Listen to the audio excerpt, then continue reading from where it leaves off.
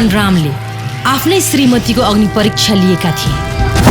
म कलियुगको राम हुँ जो तिमीहरू जस्तो हराम पुरुषहरूको अग्नि परीक्षा लिन्छ। रामप्यारीले बोकेको मेसेज, यसको कन्टेन्टले जुन एउटा सोसाइटीमा ल्याउनु पर्ने चेन्जेसहरू हो, जुन अवेरनेस हामीले फिल्मबाट लिएर आएको छौँ, त्यो चाहिँ पोजिटिभली अडियन्ससम्म पुगोस् भन्ने मेरो आश हो।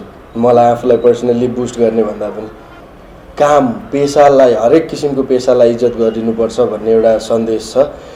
त्यो सँगसँगै एउटा नेपाली युथ भएर नेपालमा आफ्नो पढाइ, आफ्नो सिप हुन्छ नि इन्भेस्ट नगरेर बाहिर जाने जुन एउटा ट्रेन्ड छ नेपालीको, त्यो ट्रेन्डको बारेमा पनि कुरा उठाइएको छ रामप्यारीमा। त्यो सबै अवेरनेसको कुराहरू छन्। उसले सबै कुरा भने नै सक्यो। मैले गत हप्ता पनि भनेकै थिएँ, कुरा यही नै छ। र एउटा चलचित्र भवनमा आएर चलचित्र हेरिसकेपछिको जुन एउटा म्यासेज बोकेर जानुहुन्छ मेरो दर्शकहरू, त्यहीँनिर म सफल हुन्छु भन्ने प्रकारको एउटा आश छ मलाई। एउटा सोसियल म्यासेज बोकेको फिल्म पनि हो भन्ने प्रकारको सबैलाई थाहा भइसकेको छ। र एउटा जहिले पनि पिछडिएको वर्गलाई एउटा रेखा थापाले लिएर आउने गर्छु। जस्तो योभन्दा पहिला मैले एउटा फरक क्षमता भएका व्यक्तिलाई हिरो बनाएको थिएँ होइन। त्योभन्दा अगाडि त्यस्तै विषयवस्तु उठाइसकेको भएर पनि दर्शकहरूले चाहिँ के आशा गर्नुहुन्छ भने रेखाको चलचित्रमा केही न केही डेफिनेटली राम्रो म्यासेज र नयाँ चिज हुन्छ भन्ने उहाँहरूलाई थाहा छ।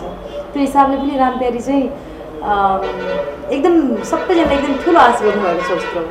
फिल्मभरि म देखिनु स्वाभाविक हो। म अलिक अलरेडी दर्शकमाझ परिचित छु। आवाज अथवा योभन्दा अगाडि आएका नवनायकहरू पनि यस्तै नै भन्ने गरिन्थ्यो। जब चलचित्र भवनमा चलचित्र लागिसकेपछि अनि उनीहरूकै बढी गुणगान गाइन्छ कि मेरो कर्तव्य पनि त्यही हो जस्तो लाग्छ। हिजो म पनि नयाँ थिएँ। म नयाँ हुँदाखेरि मेरो मेन लिड हुँदाखेरि पनि इस्टाब्लिस कलाकार नै अगाडि देखिन्थ्यो। म एकदम ट्यालेन्टमा विश्वास गर्ने मान्छे हो। म नातावाद र कृपावाद मलाई मन पर्दैन होइन। उसको ट्यालेन्ट देखेरै मैले लिएको हो। जस्तो उसले जुन प्रकारको उसको अभिनय क्षमता, उसको हरेक प्रकारको एउटा प्याकेज हिरोमा हुनुपर्ने सम्पूर्ण गुण उसमा देखेको कारणले मैले लिएको। नट बिकज अफ दिदीको छोरा या चाहिँ मेरो भाइ भनेर लिएको होइन। उसमा एकदमै बढी क्षमता देखेको आधारले नै लिएको। त्यो अघि मामले भने जस्तो एउटा ममा केही क्षमता देखेर नै होला यसलाई अलिकति निखार्यो भने चाहिँ फिल्ममा ल्याउन सकिन्छ भन्ने एउटा भिजनले नै मलाई अफर गरेको हो रामप्यारी। एकदम जारी रहन्छ। अझै म मेहनत गर्छु, अझै राम्रो काम गर्ने आश छ मेरो आफ्नै पनि। म अझै पनि सिकिरहेको छु, एक्टिङदेखि लिएर सबै कुराहरू। म एकदम अब यही फिल्डमै काम गर्छु भन्ने सोच छ मेरो। सबीर श्रेष्ठ दाई पनि रेखा फिल्म्सको एउटा प्रोडक्ट हो। जसरी आवाज आज रेखा फिल्म्सबाट इन्ट्रोड्युस भएको छ, सबीर श्रेष्ठ पनि रेखा फिल्म्सबाट कष्ट छिरो मेरो मनबाट इन्ट्रोड्युस गराएको हामीले नै ब्रेक दिएका हौँ होइन। रेखा फिल्म्सबाटै आएको एउटा सन्तान हो सबीर दाई पनि। त्यो हिसाबले गर्दाखेरि चाहिँ मलाई कम्फर्टेबल पनि र इज टप डाइरेक्टर। हाउसफुल भन्ने प्रोग्राम नेपाल मण्डल टेलिभिजनबाट हेरिरहनु भएको सम्पूर्ण दर्शकहरूलाई म यति मात्रै भन्न चाहन्छु, भोलिबाट चैत 26 गतेबाट देशभरि नै रामप्यारी रिलिज हुँदैछ। एउटा राम्रो film, social message with entertainment आउँदैछ। एकचोटि हेर्नुहोस्। फिल्म त अभियसली मन पराइ नै हाल्नुहुन्छ। मेरो काम कस्तो लाग्छ होइन, कमेन्ट कम्प्लिमेन्टहरू दिनु होला भन्न चाहन्छु। एउटा महिला पात्र, एउटा नारी कतिको शक्तिशाली हुनुपर्छ, एउटा घरभित्र छोरीलाई गरिने व्यवहार कस्तो हुनुपर्छ, छोरी पनि छोरासँग काम गर्न सक्छ, छोरी पनि बहादुर हुन सक्छ भन्ने प्रकारको म्यासेज लिएर आएको छु रामप्यारीमा। म आफै पनि रामप्यारीको ग्रेट फ्यान हो। म पनि रामप्यारी बन्न चाहन्छु भविष्यमा।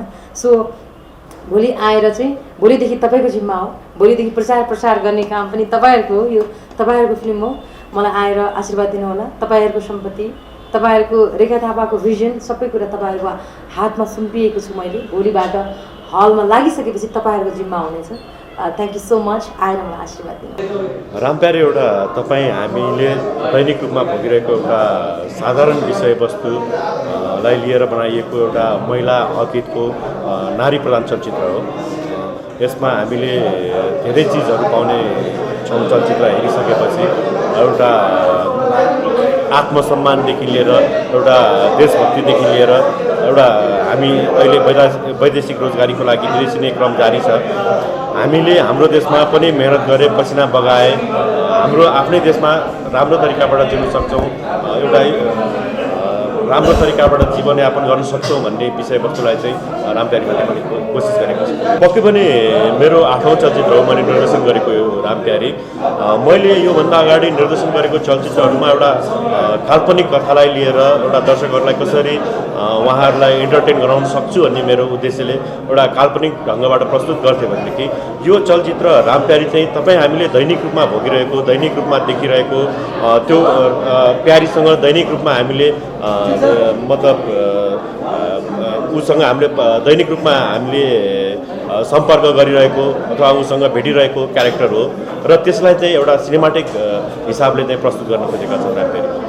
रेखा थापा एउटा छुट्टै क्यारेक्टर हो मतलब दर्शकहरूको हिसाबबाट भन्नुपर्दा एउटा नाम चलेको एउटा उत्कृष्ट कलाकार हो रेखा थापा होइन भनौँ एक किसिमले अहिले सबैको दिल दिमागमा बसेको सुपरस्टार हो र रामप्यारी त्यही विषयवस्तु एउटा जुन विषयवस्तु छ एउटा नारी उत्थानको नारी आवाजको त्यो आवाजलाई बुलन्द गर्नु चाहिँ रेखा थापाको प्रयोग गरिएको छ चलचित्र रामप्यारी। मेरो हिसाबमा नायक र नायिका भन्दा पनि समाजमा जसले राम्रो काम गर्छ त्यो मान्छे नायक हो जस्तो लाग्छ होइन। पक्कै पनि चलचित्र क्षेत्रमा रेखा थापाले जुन योगदान पुर्याउनु भएको छ जुन किसिमको उहाँको मेहनत लगनशीलता र जुन किसिमको चलचित्रप्रतिको उहाँको वफादारीता छ त्यो हिसाबले नै उहाँलाई नायक बनेको होला सायद। पक्कै पनि यो चैत्र 26 गतेबाट देशभर चलचित्र रामप्यारी प्रदर्शन हुँदैछ। यो टेलिभिजन हेरिरहेका जति पनि हाम्रा दर्शकहरू हुनुहुन्छ नेपाली चलचित्रलाई माया गरिदिनुहोस् रामप्यारीलाई माया गरिदिनुहोस् एकपटक हलसम्म पुगेर चलचित्र रामप्यारीलाई हेरिदिनुहोस् भन्न चाहन्छु।